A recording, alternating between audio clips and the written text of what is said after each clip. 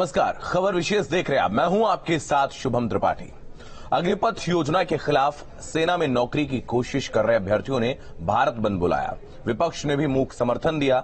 भारत बंद से निपटने के लिए पुलिस और प्रशासन ने सुरक्षा के कड़े बंदोबस्त कर रखे हैं। रेलवे ने भी स्टेशनों और ट्रेनों की सुरक्षा बढ़ा रखी है।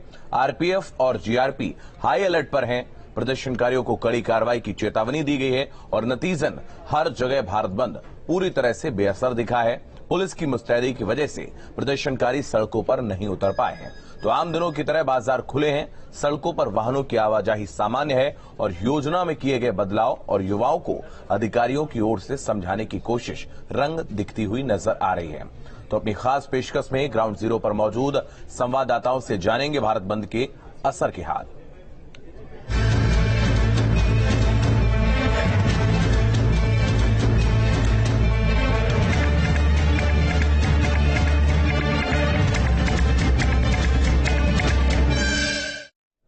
तो अग्निपथ के विरोध में भारत बंद बेअसर, पुलिस की मुस्तैदी के चलते नहीं दिखा असर। चप्पे चप्पे पर पुलिस का पहरा, इस वक्त की बड़ी खबर।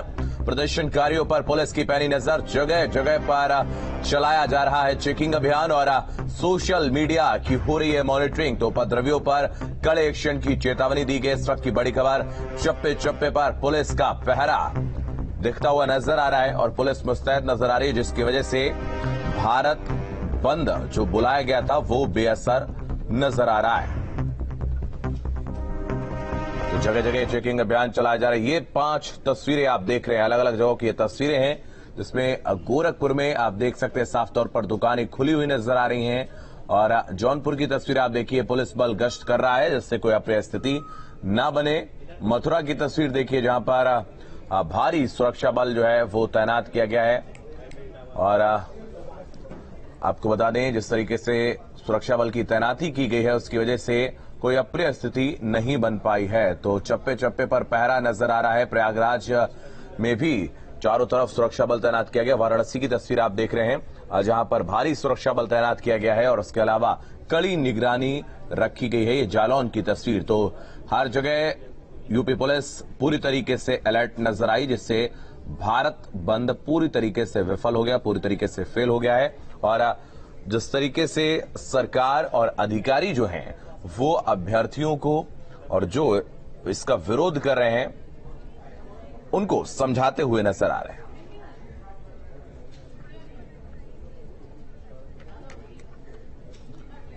तो गाजियाबाद से हिमांशु हमारे सहयोगी अधिक जानकारी के लिए हमारे साथ जुड़ रहे हैं, उनके पास चलते। हिमांशु, आपके पास आएंगे।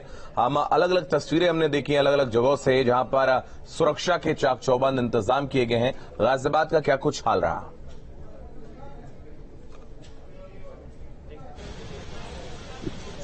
और देखिए, जिस तरह से अलर्ट पूरे यूपी के अंदर रहा तो वही आलम गाजियाबाद में देखने को मिला। जो तस्वीरें जगह जगह से यूपी में निकलकर सामने आ रही हैं, खासतौर पर गाजियाबाद दिल्ली से सटा हुआ है, तो ऐसे में सीमा से सटे होने की वजह से गाजियाबाद में सीमा पर ज्यादा अलर्ट देखने को मिला। साथ ही गाजियाबाद का चाहे रेलवे स्टेशन हो, बस स्टेशन हो, तमाम उन जगहों पर फोर्स का डिप्लॉयमेंट किया गया था। 4500 से ज्यादा सुरक्षा कर्मी आज के दिन लगाए गए थे। जिस तरह से भारत बंद का आह्वान था और ये मैसेज दिया गया था कि देहात से बड़ी संख्या में जो छात्र हैं वो आज निकलकर सड़कों पर बाहर आएंगे और भारत बंद को पूरी तरह से सफल बनाने की कोशिश की जाएगी। लेकिन ऐसा कहीं भी होता हुआ गाजियाबाद में दिखाई नहीं दिया। गाजियाबाद के शहर इलाके की बात करें तो पूरी तरह से शांति व्यवस्था कायम रही। सभी बाजार पूरी तरह से खुले हुए दिखाई दिए और कहीं भी किसी तरह की कोई हिंसा देखने को नहीं मिली। खासतौर पर छात्रों की तरफ से किसी तरह की कोई भी हिंसक प्रदर्शन गाजियाबाद में देखने को नहीं मिला। गाजियाबाद के भोपुरा से खबर जरूर आई थी कि कुछ छात्र एकजुट हुए हैं, लेकिन पुलिस बल वहां पहले से ही तैनात था। सभी को समझाकर वापस भेज दिया गया। कुछ अराजक तत्व जो शांति व्यवस्था को भंग करना चाहते थे उनको पुलिस द्वारा हाउस अरेस्ट कर लिया गया। इसमें अगर हम बात करें कांग्रेस के बड़े नेता प्रवक्ता प्रमोद कृष्णम की, वो दिल्ली जाना चाहते थे राहुल गांधी वाले प्रकरण के अंदर, उनको भी दिल्ली जाने नहीं दिया गया, उनको भी हाउस अरेस्ट कर लिया गया।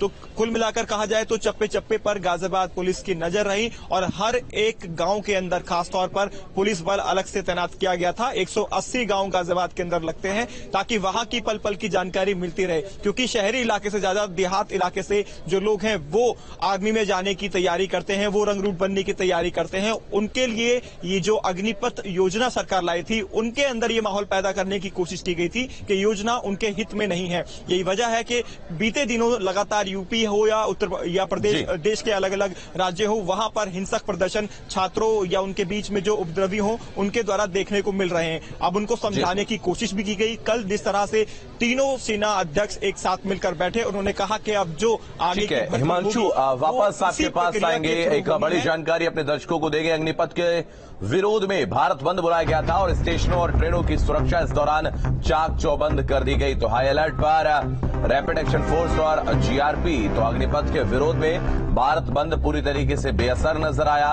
पुलिस की मुस्तैदी के चलते यह असर नहीं दिखा। इस वक्त की बड़ी खबर, ये 3 तस्वीरें आप अपने टेलीविजन स्क्रीन पर देख रहे हैं।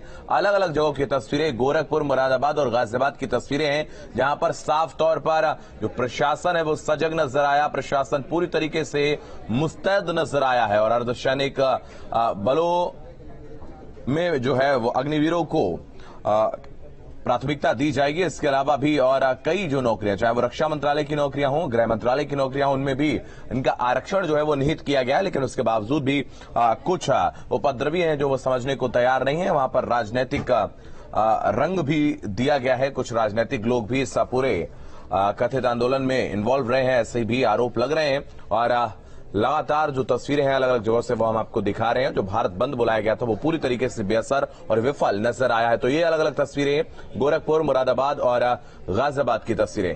हिमांशु लगातार हमारे साथ हमारे सहयोगी बने हुए हैं। हिमांशु, बहुत सारे आरोप ये भी लग रहे हैं, खासतौर पर बीजेपी की तरफ से आरोप लगाए जा रहे हैं कि जो छात्रों का आंदोलन है इसको राजनीतिक जो है रंग भी दिया जा रहा है। जो राजनीतिक लोग हैं वो अपने मंसूबों को पूरा करने के लिए, राजनीतिक रोटियां सेकने के लिए भड़का रहे हैं छात्रों को।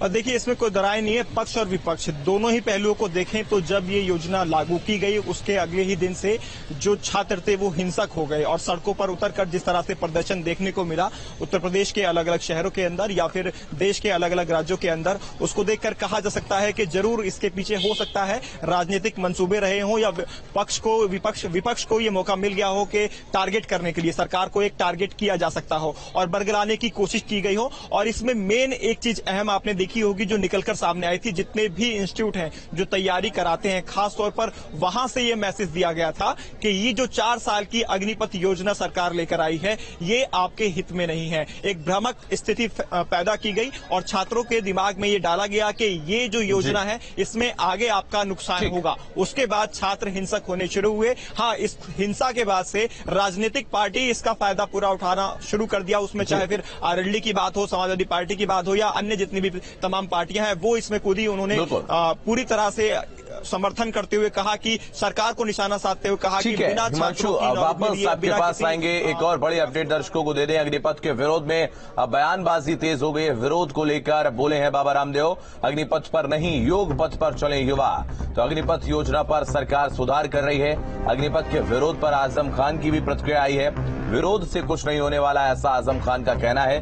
विरोध करने वालों पर कार्रवाई कब होगी, ऐसा आजम ने कहा है।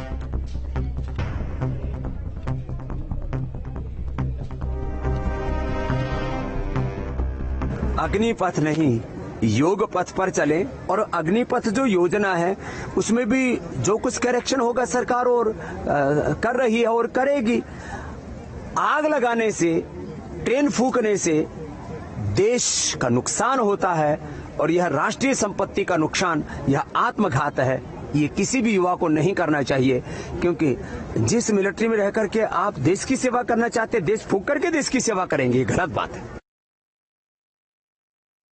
इससे कोई सरकार थोड़ी होगा। जैसे हमसे भरपाई की है अब इनसे भी भरपाई करेंगे। बस देखना यह है कि अब सरकार इनसे भरपाई कब करती है नुकसान की। हमसे तो कर ली, हम तो कमजोर थे, नंबर 3 के शहरी थे, इसलिए कर ली भरपाई। अब इनसे भी करें। तो राजनीतिक प्रतिक्रियाएं लगातार आना शुरू हो गई हैं और आजम खान को आपने सुना, बड़े ही तीखे तल्ख अंदाज में मिश्री घोलकर जिस तरीके से उन्होंने सरकार पर आरोप लगाए हैं और इसको लेकर अब लगातार अलग अलग जगहों से